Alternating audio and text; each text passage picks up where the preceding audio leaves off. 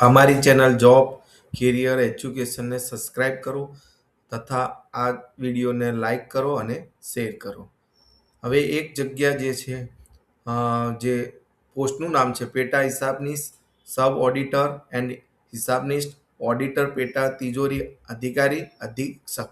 આ પોસ્ટની જાહેરાત ઓજસ જે વેબસાઇટ છે એના થ્રુ અહીંયા તમે જોઈ શકો છો.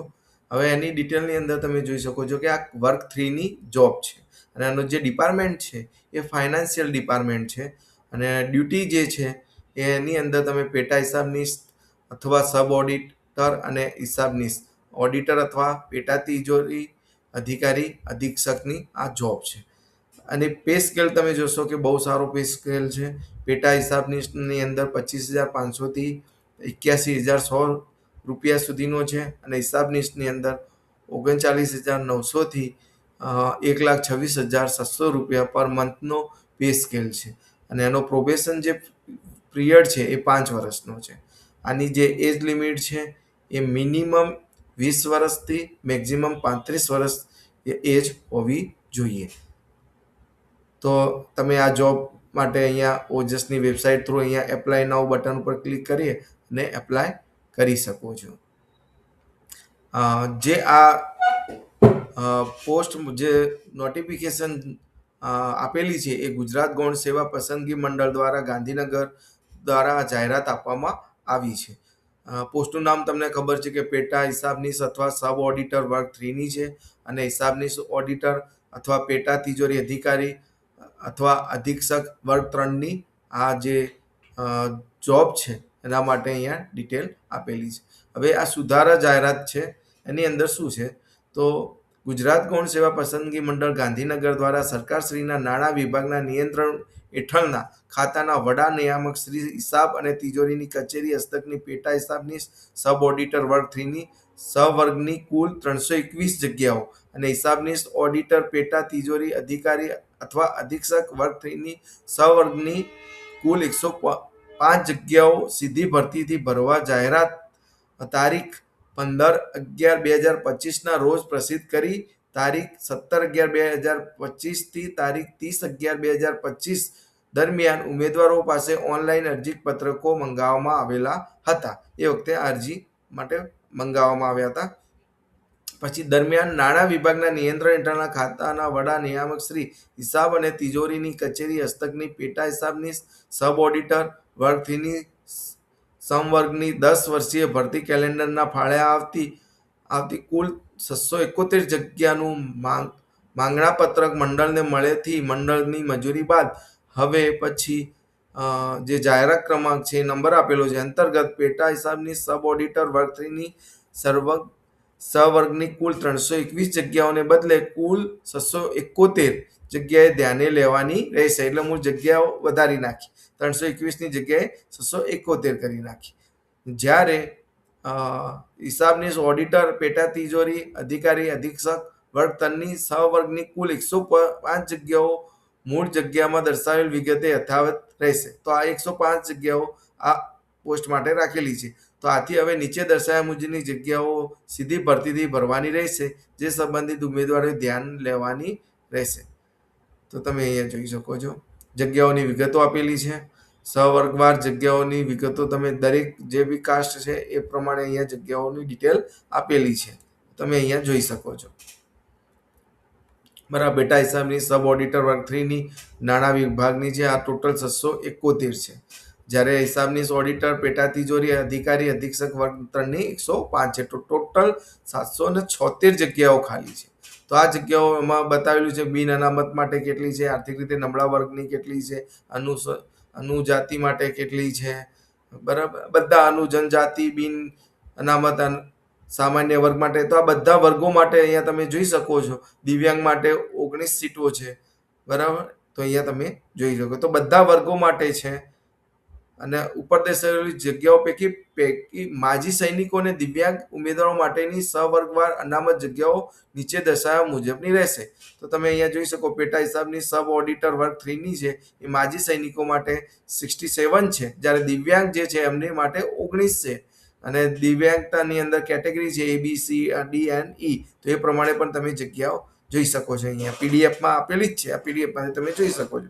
હિસાબનીટ ઓડિટર, પેટા તિજોરી, અધિકાર અધિક્ષક વર્ગ 3 માટે માજી સૈનિકોની કુલ સીટ 10 છે અને તમામ સહવર્ગની કુલ જગ્યાઓ થઈ 77.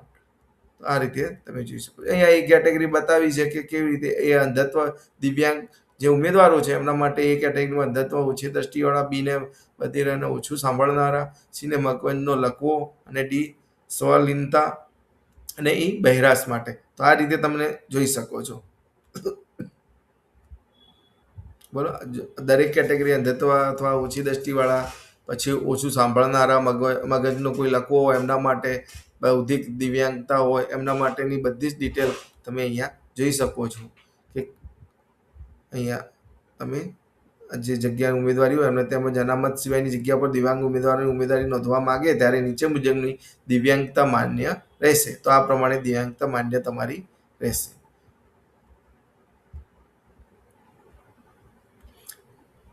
પછી અહીંયા તમે જોઈ શકો છો કે ઉક્ત વર્ગની જાહેરાત માટે ઉમેદવારોના હિતને ધ્યાનમાં લઈ ઉક્ત સંવર્ગ માટે અરજી પત્રકો મેળવવા માટેનો સમયગાળો વધારવામાં આવે છે.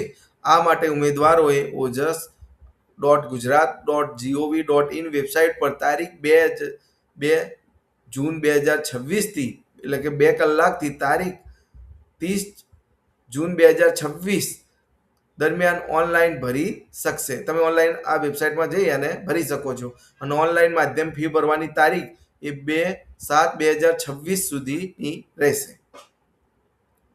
તો આ સારી એવી ઓપોર્ચ્યુનિટી છે. જે ઉમેદવારો આમાં રસ ધરાવતા હોય તો ખરેખર અહીંયા ઓજસની વેબસાઇટમાં જઈ અને છેલ્લી તારીખ 30/6/2026 સુધી તમે ઓનલાઈન એપ્લિકેશન આપી શકો છો. પછી એમને કહ્યું છે જે ઉમેદવારોએ અરજી ફોર્મ ભરેલ છે અને કન્ફર્મ નંબર આપેલ છે તેઓએ આ સુધારા જાહેરાત અન્વયે ફરીવાર ફોર્મ ભરવાનું રહેશે નહીં. ઓલરેડી જેને ફોર્મ ભરી દીધું છે એમના ફોર્મ ભરવાનું નથી. અગાઉ કોઈ ઉમેદવારની ફી કે અન્ય કોઈ કારણસર અરજી ગેરલાયક ઠેરવવામાં આવેલ છે તો તેઓ આ સુધારા જાહેરાત અન્વયે ફોર્મ ભરી શકશે. તો એ લોકો આ ફોર્મ ભરી શકે છે. વધુમાં મૂળ જાહેરાતમાં દર્શાવેલા ઉક્ત તમામ વર્ગો માટે શૈક્ષણિક લાયકાત અંગે કટ ઓફ તારીખ 30/11/2025 બદલે 30/6/2026 રહેશે તથા વય મર્યાદા અંગે મૂળ જાહેરાતમાં દર્શાવ્યા મુજબ કટ ઓફ 30/11/2025 રહેશે. મૂળ જાહેરાતની અન્ય વિગતો યથાવત રહેશે. તો આ તમે પીડીએફની અંદર બધી જ ડિટેલ અહીંયા ચેક કરી શકો છો. તમારે અરજી બી ઓજસની વેબસાઇટ ની અંદર જઈને તમારે એપ્લાય કરવાનું છે. ભરતી પ્રક્રિયા સંબંધીની તમામ સૂચનાઓ મંડળની વેબસાઇટ એટલે કે આ જે વેબસાઇટ છે gsseb.gujarat.gov.in પર મૂકવામાં આવશે. તેથી સમયાંતરે મંડળની વેબસાઇટ અચૂક જોતા રહેવું. તો આ વેબસાઇટમાં તમારે અચૂક ત્યાં તમે જોઈ શકો છો. પછી આ જે ઈડબ્લ્યુએસ છે, એસસીબીસીના ઉમેદવારો છે એમને સમય જે બી અગાઉની જે જાહેરાત મુજબની સ્થિતિ લાગુ પડશે તેને ધ્યાન લેવાની વિનંતી. બરાબર. અને તમામ કેટેગરીના ઉમેદવારોને ઉપલી વય મર્યાદામાં મળવા માત્ર છૂટછાટ સાથેની ઉંમર નિયમિત તારીખ 30/11/2025 રોજ કોઈ પણ સંજોગોમાં 45 વર્ષ કરતાં વધુ હોવી જોઈએ નહીં. તમારી 45 વર્ષથી વધારે હોવી જોઈએ નહીં આ ડેટ પ્રમાણે. તો તમે અહીંયા જે બી સામાજિક શૈક્ષણિક રીતે પછાત વર્ગ ઉમેદવારો માટે જે અહીંયા ડિટેલ આપેલી છે એ પણ તમે જોઈ શકો છો. તો કે તમારા સર્ટિફિકેટ ક્યાંથી ક્યાં સુધી માન્ય રહેશે. એસસીબીસી માટે તારીખ 1/4/2024 થી અરજી સ્વીકારવાની તારીખ 30/6/2026 સુધી મેળવેલું હોય તેવું પ્રમાણપત્ર રજૂ કરવાનું રહેશે. આ રીતે જોઈ શકો છો. તો તમે એ પ્રમાણે તમારું પ્રમાણપત્ર તૈયાર રાખો. ઈડબ્લ્યુએસ માટે પણ સેમ કે ગુજરાતીના નમૂનામાં તારીખ 1/7/2023 થી 30/6/2000 સુધી મેળવેલું પ્રમાણપત્ર રજૂ કરવાનું રહેશે. એ બી તમે અહીંયા જોઈ શકો છો. ઈડબ્લ્યુએસ માટે આર્થિક રીતે નબળા જે ઉમેદવારો હોય એ વર્ગના ઉમેદવારો માટેનું સર્ટિફિકેટ. તો આ રીતે તમે એપ્લાય કરી શકો છો. તો બધી જ ડિટેલ અહીંયા તમારે આપેલી છે અને તમે આ જોબ માટે સારામાં સારી રિક્વાયરમેન્ટ છે અને આ જોબ માટે બહુ બધી જગ્યાઓ છે. તમે જોઈ શકો છો બહુ બધી જગ્યાઓ ખાલી છે અને એના માટે તમે અરજી આપી શકો છો. તો અમારી જે ચેનલ છે જોબ એજ્યુકેશન જે કેરિયર જે અમારી ચેનલનું નામ છે એને સબસ્ક્રાઈબ કરો અને આ વિડીયોને તમે શેર કરો અને લાઈક કરો. અને કંઈ બી તમારે કોઈ બી વસ્તુની ઇસ્યુ હોય, કોઈ વસ્તુને વધારે જાણકારી જોઈતી હોય તો તમે અમારા કમેન્ટ બોક્સમાં કમેન્ટ કરી શકો છો. તો અમે એનો ત્યાં રિપ્લાય આપીશું.